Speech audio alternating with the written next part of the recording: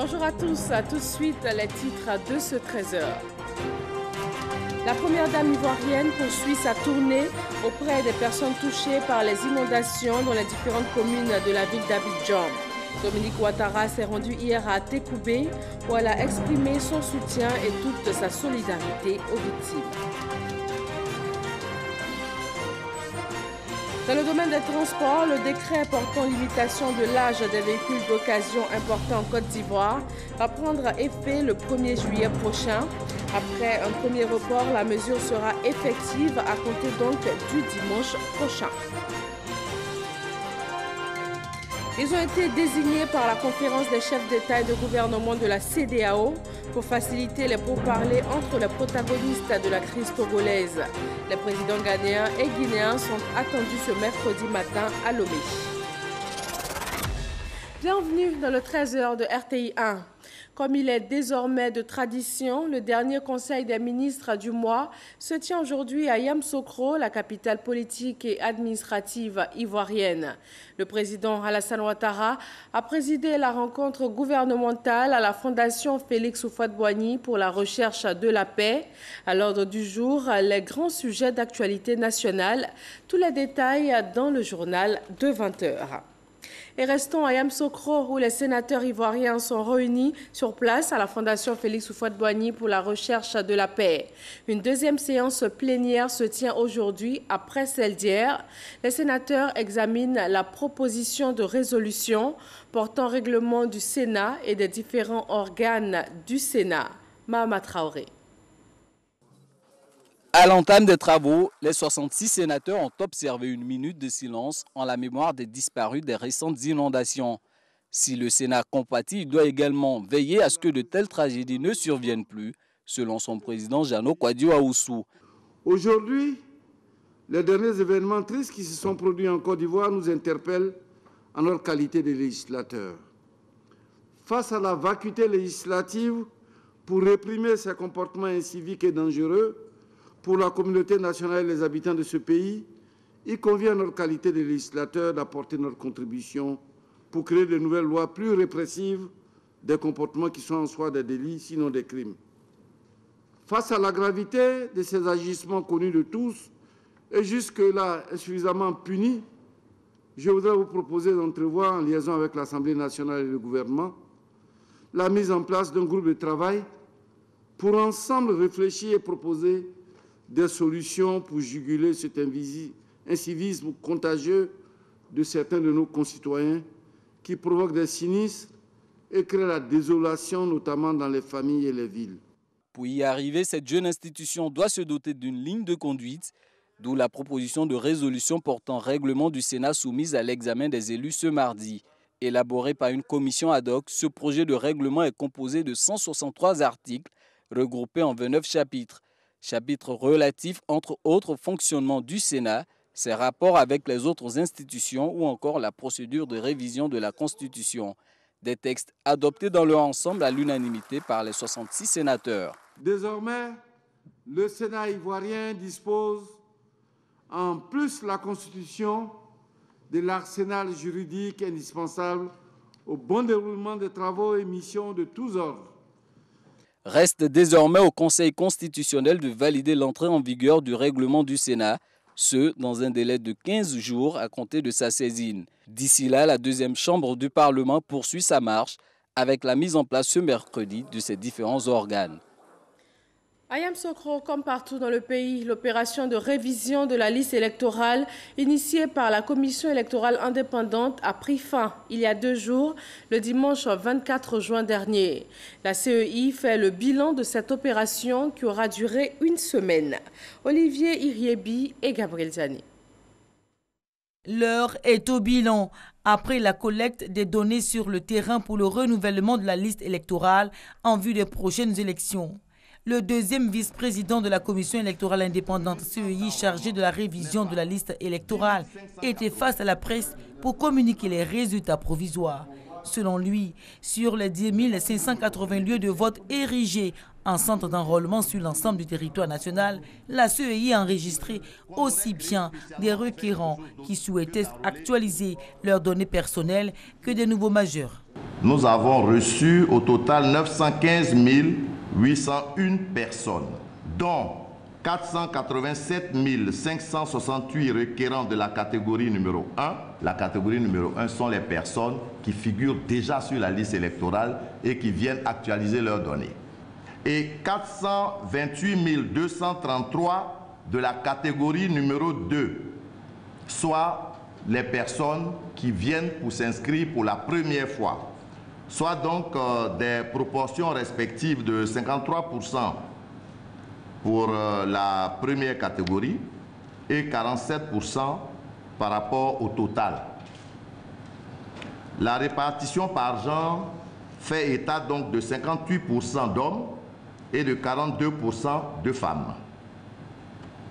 Concernant Abidjan, nous avons 85 798 personnes qui sont venues pour la catégorie numéro 1 et pour la catégorie numéro 2, nous avons 84 889 personnes qui se sont inscrites pour la première fois. Pour le vice-président de la CEI, ces résultats restent pour l'instant provisoires. Cette liste électorale doit être affinée avant sa publication. Concernant les requêtes sur les tentatives de fraude constatées dans certains centres d'enrôlement, Gervais Koulibaly a indiqué que des enquêtes sont en cours pour démontrer la véracité des faits. Le système d'information de la police d'Afrique de l'Ouest entre dans sa 3e phase. Ce programme d'Interpol pour le renforcement des services de police réunit 15 pays de la CEDEAO en plus de la Mauritanie. Moussa Konaté et Gabriel Zani. La lutte contre la criminalité transnationale et le terrorisme connaît une avancée. Les ministres de la Sécurité, les chefs de police et responsables de sécurité nationale d'Afrique de l'Ouest réunis à Abidjan examinent la mise en œuvre du CIPAO, le système d'information de la police d'Afrique de l'Ouest. Un programme d'Interpol pour favoriser le partage de données entre services de police, une réponse à la montée du terrorisme. C'est un système qui va permettre à toutes nos forces de briser les barrières entre nos unités, de partager les informations sécuritaires entre nos États, que l'information qui circule au niveau des forces de sécurité d'Abidjan soit presque les mêmes au niveau de Lomé, au niveau de Cotonou, au niveau de Niamey. Le CIPAO est financé par l'Union européenne et bénéficie de l'expérience d'Interpol. Il concerne 15 États membres de la CEDEAO et la Mauritanie. Pour le vice-président ivoirien, ce programme constitue un facteur d'intégration. La CEDEAO est donc un bel exemple d'intégration régionale, avec un partage de valeurs communes. C'est pourquoi son Excellence M. Alassane Ouattara, président de la République de Côte d'Ivoire, ne cesse d'œuvrer avec ses pairs pour que le processus d'intégration aille en se renforçant davantage, à travers notamment la mise en œuvre de projets structurants et intégrateurs, la transformation au niveau régional des matières premières et, pour ce qui concerne spécifiquement la présente rencontre, une coopération plus renforcée dans la lutte contre la criminalité transfrontalière et contre le terrorisme. Nos États, il faut le souligner, ont une communauté de destin, de telle sorte que ce qui touche l'un les touche tous. Nous sommes liés par un même pacte sécuritaire que chacun de nos pays doit entretenir. C'est pourquoi, face aux nouvelles formes d'insécurité, les réponses à y apporter doivent être concertées et communes. Et cela passe nécessairement par la coopération et les échanges, notamment en matière d'information. Pour sa phase pilote, le CIPAO est opérationnel dans 4 pays, le Bénin, le Ghana, le Mali et le Niger. Le programme se focalise désormais sur le Burkina Faso, le Tchad, la Côte d'Ivoire et la Mauritanie, pour ensuite s'étendre aux autres États membres de la CEDEAO. Solidarité à l'égard des victimes des fortes pluies qui ont endeuillé la Côte d'Ivoire. La première dame ivoirienne s'est rendue hier dans la commune d'Atekoubé. Une tournée de compassion et de réconfort aux sinistrés, aux parents des victimes qu'elle a démarré ce lundi. Sidonie Davila. Tout comme lundi à la Riviera, ce mardi encore, la première dame était aux côtés des sinistrés et des parents de victimes des pluies diluviennes pour leur apporter soutien, consolation et réconfort. La première dame Dominique Ouattara prouve qu'elle n'est pas insensible aux pertes en vie humaine, dégâts matériels et autres traumatismes provoqués par les fortes pluies tombées il y a une semaine. Cette situation a ému la Côte d'Ivoire tout entière et pour ma part, je ne pouvais pas rester loin de vous dans un moment aussi difficile. Au milieu de cette tragédie, je tenais à venir vous exprimer ma profonde compassion et vous dire que vous n'êtes pas seuls, mes chers frères et sœurs. La rencontre de Dominique Ouattara avec les familles sinistrées d'Atekoubé a été marquée par de nombreux actes de solidarité, notamment des dons de kits alimentaires, auxquels s'ajoutent des produits de lessive, des ustensiles de cuisine et bien d'autres. La première dame Dominique Ouattara a également remis aux familles endeuillées 5 millions de francs CFA, aux sinistrés 3 millions et aux femmes 2 millions. Au total, c'est une enveloppe de 14 millions de francs CFA que les populations ont reçues. Je suis venue aujourd'hui vous apporter des denrées alimentaires et des dons en nature. Je sais que cela ne remplacera pas votre être cher, mais j'espère qu'ils vous seront utiles pour retrouver un peu de confort le temps que vous puissiez regagner vos domiciles respectifs. Je vous souhaite beaucoup de courage afin que vous puissiez vous relever de ces difficultés. Vous pouvez compter sur moi pour être à vos côtés, chers frères et sœurs. 6 décès enregistrés dans la commune d'Atekoubé, conséquences dramatiques des pluies diluviennes. Le geste de la première dame rassure et réconforte les familles éplorées. Toute leur reconnaissance se résume en un seul mot. Merci, Madame la Première Dame. Vos actions passées sur le plan social nous permettent de dire que vous êtes une dame au grand cœur. Notre souhait, à nous qui aujourd'hui sommes victimes, c'est qu'il y ait un suivi afin que pareille chose ne se reproduise plus. La première dame, Dominique Ouattara, n'oublie pas les victimes de l'intérieur du pays. Elle annonce l'arrivée d'une délégation auprès de ces dernières dans les jours à venir. Le groupe scolaire Kouadio Assaoré de la Riviera abrite plus de 500 personnes sinistrées. Les autorités ivoiriennes apportent un appui financier à ces 139 ménages qui ont trouvé refuge dans cet établissement scolaire. Patricia Omouetia. Le pont de la Riviera Bonhomet est désormais ouvert à la circulation. Ça a été rapide, mais souhaitons que ça soit bien fait. C'est ça notre inquiétude. Donc nous remercions le gouvernement pour ça. Les travaux de libération des zones à risque des bassins d'orage continuent. Toutes les maisons aux alentours de ce bassin d'orage seront détruites, indique le chef des opérations de la brigade de contrôle et d'investigation du ministère de la Construction. Ce bassin d'orage, qui n'a pu contenir l'eau des pluies diluviennes qui ont débuté dans la nuit du 18 juin dernier à Abidjan, a non seulement cassé ce pont, mais a également endeuillé la nation en causant d'importants dégâts matériels et des pertes en vies humaines. Le gouvernement ivoirien a donc lancé une vaste campagne d'organisation de l'hébergement des sinistrés. Nous sommes ici au groupe scolaire Kouadio Assaoré de la Riviera Palmeraie. 139 ménages recueillis ici depuis le début des inondations. Au total, 514 personnes vivent dans cette école, transformée pour l'occasion en centre d'hébergement et de soins. On est venu ici, les gens font en tout cas beaucoup de choses pour nous. On cherche un coin pour dormir. Une soirée rythmée par la vie des sinistrés qui va à leurs occupations quotidiennes. Ils ont trouvé refuge ici et vivent au rythme des dons des autorités, des entreprises et des ONG. Cet après-midi, le centre est particulièrement animé. Et pour cause, un appui de 150 000 francs CFA aux personnes sinistrées est distribué. Je suis très content d'avoir reçu les 150 000 qui peuvent peut-être me permettre de faire un déménagement. Les enfants également ne sont pas oubliés. Une prise en charge éducative a été prévue par le ministère de la Solidarité. Ce centre d'hébergement accueille 200 enfants sinistrés. Ils vont travailler avec les éducateurs préscolaires qui ont été réquisitionnés par le ministère. Donc tous ces enfants-là, on ne peut pas les laisser comme ça. Il ne faut pas qu'ils sentent qu'ils ne sont pas dans leur milieu naturel et donc il faut les prendre en charge. Pour le directeur du centre, ces dons aux personnes sinistrées concernent tous les sites de la Riviera Palmeraie.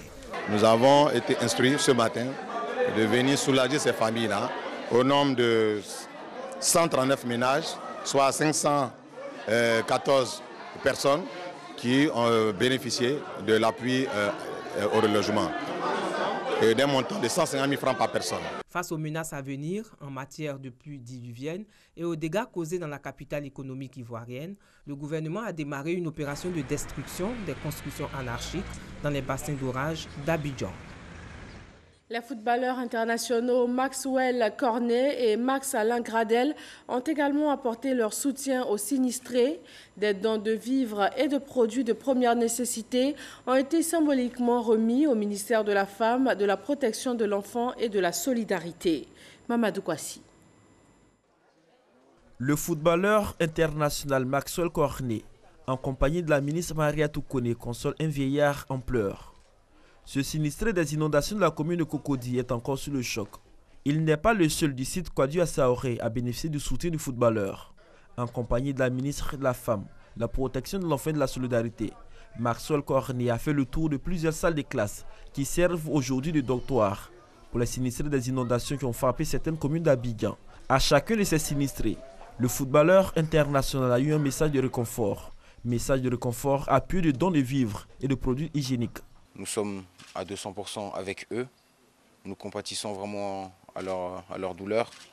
Donc le peu qu'on puisse faire à notre niveau, c'est ce que nous faisons, que nous ne les abandonnerons pas. Voilà, nous sommes avec eux. C'est vraiment important. Je pense que c'est un très très beau message qu'on doit lancer au peuple ivoirien. Un geste bien apprécié par la ministre Maria Toukone, qui salue la générosité des Ivoiriens qui ont décidé d'accompagner le gouvernement à soulager ces sinistrés. Message entendu par un autre footballeur international. Max-Alain Gradel est allé témoigner de sa compassion, victime relogée à l'école primaire Kouadi à Saoré, toujours à la rivière Palmeraie. Il est allé les bras chargés de vivres et de produits de première nécessité. En tant qu'Ivoirien, c'était difficile de ne pas venir les soutenir. Donc je suis là aujourd'hui déjà pour leur apporter d'abord un soutien moral. Physiquement, venir sur place, c'était important pour moi de vivre ces moments-là avec eux et de leur dire que voilà, on est avec eux, on les soutient.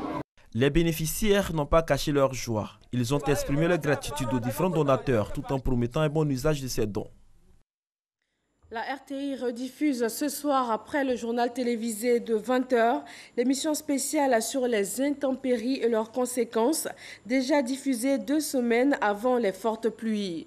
Une émission au cours de laquelle l'accent a été mis sur les causes et les conseils pratiques pour éviter les drames. Ce sera donc ce soir, après le journal télévisé de 20h. Dans le domaine des transports, le décret portant limitation de l'âge des véhicules d'occasion importés en Côte d'Ivoire prend effet le 1er juillet prochain. Après un premier report, la mesure sera effective à compter du dimanche prochain.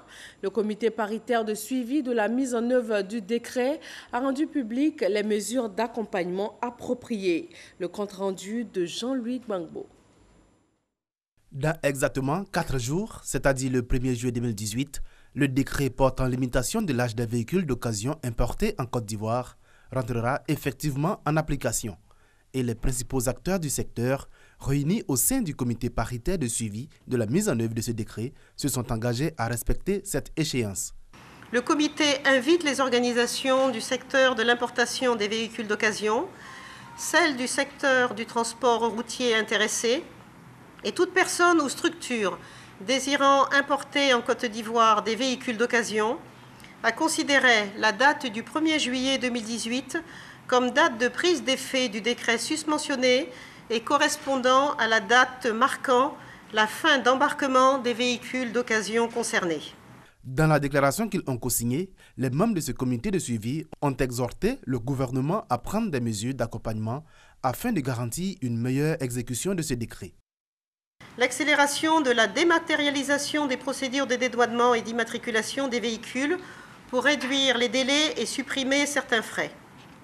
La poursuite du renouvellement du parc automobile. La mise en œuvre de mesures urgentes pour maîtriser les coûts d'achat des véhicules d'occasion. L'examen de mesures complémentaires pour préserver les emplois et assurer le maintien du dynamisme du secteur de la vente d'automobiles. Au sein de ce comité de suivi, on retrouve les représentants de transitaires, d'importateurs de véhicules d'occasion, des transporteurs, d'organisations de consommateurs et des ministères techniques. Tous s'accordent pour la poursuite du dialogue avec les acteurs de la filière afin de réussir le rajeunissement du parc automobile en Côte d'Ivoire.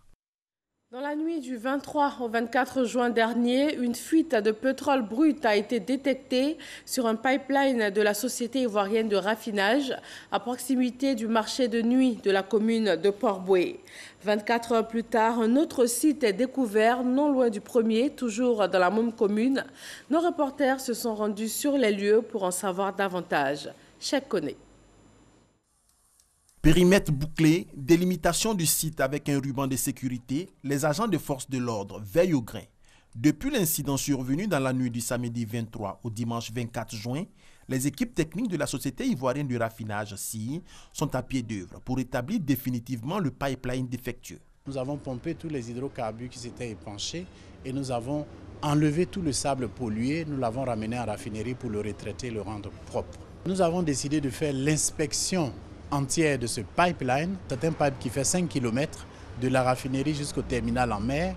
Nous avons donc décidé de faire son inspection. Depuis, les opérations d'enlèvement de l'arrobage sur la tuyauterie ont débuté. Elles permettront d'inspecter minutieusement le niveau de dégradation de l'infrastructure.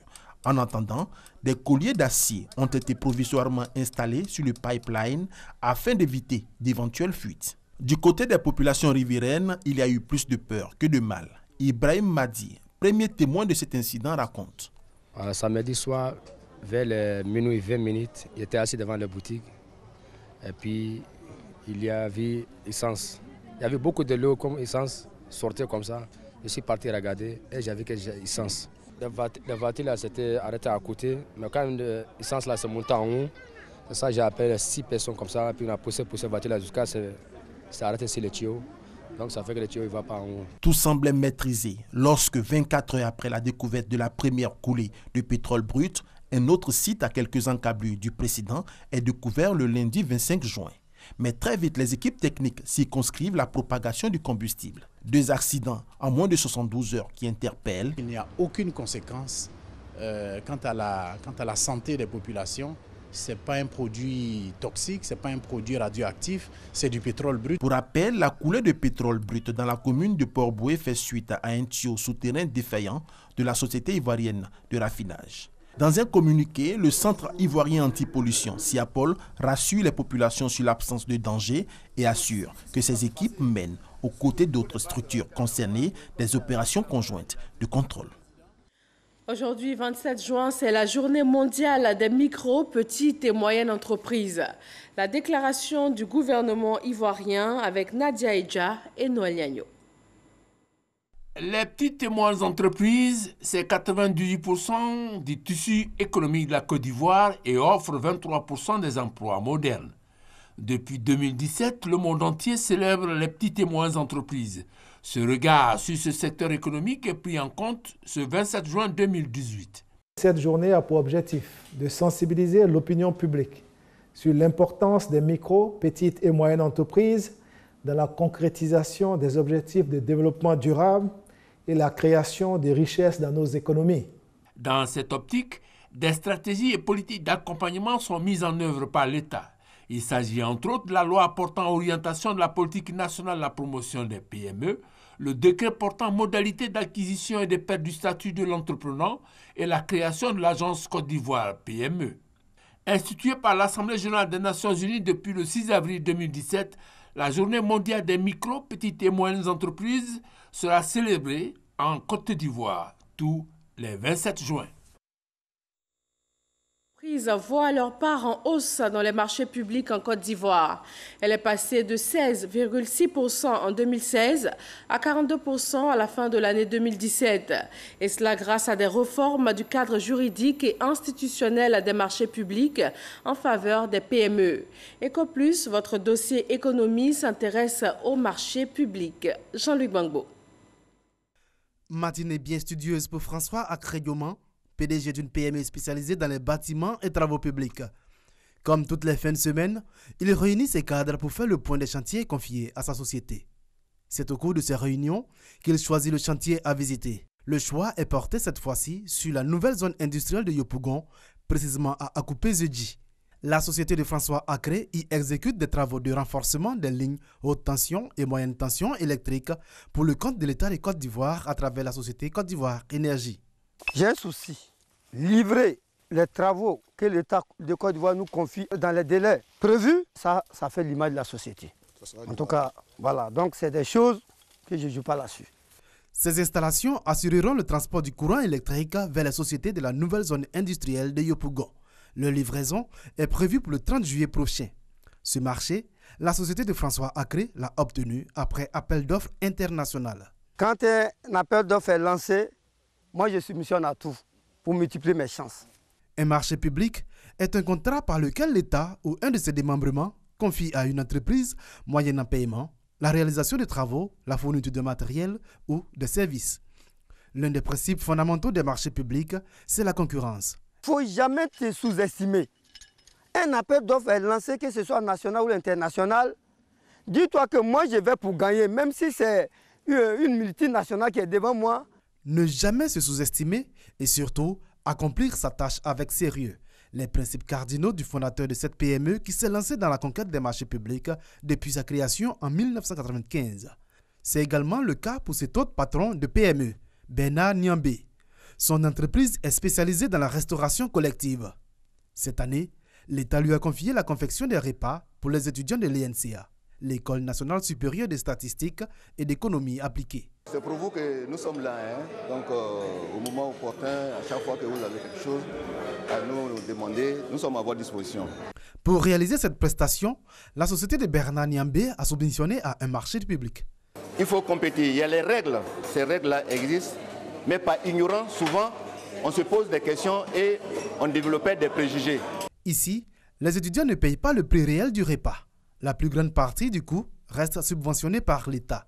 Au cours de la semaine, il y a une large variété de plats qu'on a la possibilité de déguster. Et au niveau du matériel, voilà, vraiment tout est particulièrement bien pris en compte au niveau de la propriété. Pourtant, la vie de cette PME n'est pas un long fleuve tranquille. En tant que structure, nous sommes soumis mensuellement à des charges variables et des charges fixes qu'il faut les honorer chaque fin du mois. Mais si le règlement ne suit pas, il est difficile pour un PME de se prendre en charge et de satisfaire ses honoraires. Le paiement en retard des attributaires de marchés publics, mais également le manque de financement, telles sont les principales difficultés des PME. Navigatio n'y échappe pas. À la tête d'une entreprise de fourniture de services, il a souvent été confronté au manque de financement lors de sa participation aux appels d'offres. Avec l'expérience, il faut être patient, il faut continuer de s'organiser, il faut bien s'organiser. Nous avons essayé d'être stricts avec nous-mêmes, d'être assez rigoureux avec les premiers marchés qu'on a pu avoir. Et donc, aujourd'hui, je pense que ça va beaucoup mieux qu'au départ. Aujourd'hui, l'entreprise de Navigatio réalise régulièrement des prestations pour le compte de l'État, comme ici à la Direction générale du budget, où il a été appelé pour fournir des consommables informatiques. Un marché d'une valeur de 60 millions de francs CFA. Au début, quand nous avons commencé à subventionner au marché public, on a constaté qu'il y avait un besoin, il y avait de la place. Parce que souvent, nous retrouvons seuls candidats à un appel d'offres. En 2017, les PME ivoiriennes ont raflé 1390 marchés publics, ce qui représente des prestations d'une valeur de 220,54 milliards de francs CFA sur un total de 915,8 milliards de francs CFA. La part des marchés publics attribués aux PME est passée de 16,6% en 2016 à 42% en 2017. Une hausse qu'explique Yul Sansan, le directeur des marchés publics. C'est le relèvement des seuils de passation, de validation et d'approbation des marchés. Le seuil est passé à 100 millions de francs CFA pour tous les assujettis au code des marchés publics. Les seuils de validation et d'approbation ont été également relevés. On a 300 millions contre 100 millions auparavant. Toutes ces différentes mesures ont eu pour conséquence de réduire les contraintes administratives, de faire un gain de temps lorsque les dossiers de validation doivent être consultés. Les PME peuvent donc envisager de nouveaux marchés, notamment avec la réduction des procédures non concurrentielles, comme les marchés de gré à gré. Il ne peut y avoir de passation de marché sans gré à gré. Il y a des cas d'impérieuse nécessité, effectivement.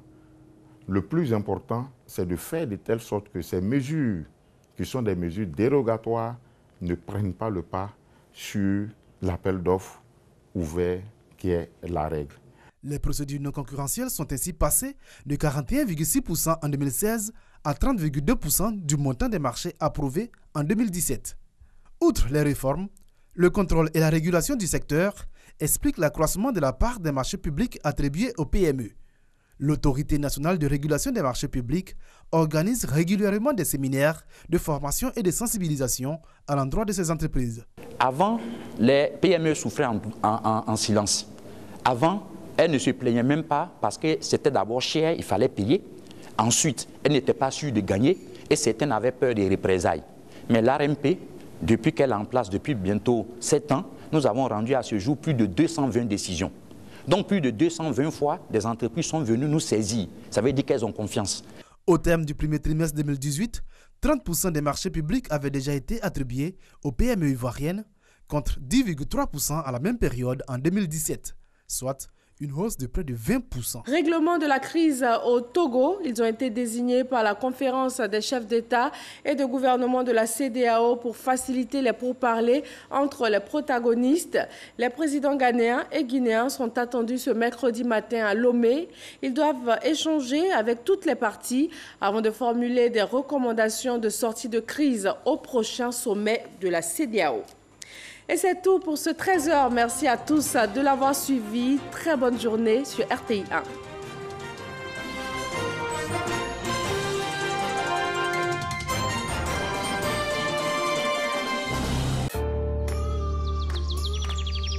Une nouvelle étiquette pour Candia. Candia le lait, onctueux, soyeux, crémeux. Candia, c'est le bon goût du lait. Moi, c'est Candia. Bienvenue sur MyCMU, votre application mobile pour tout savoir sur la couverture maladie universelle CMU. Simple d'utilisation, MyCMU facilite la vie des assurés en donnant toutes les informations utiles. MyCMU fonctionne sur les téléphones Android et ne nécessite pas de connexion Internet.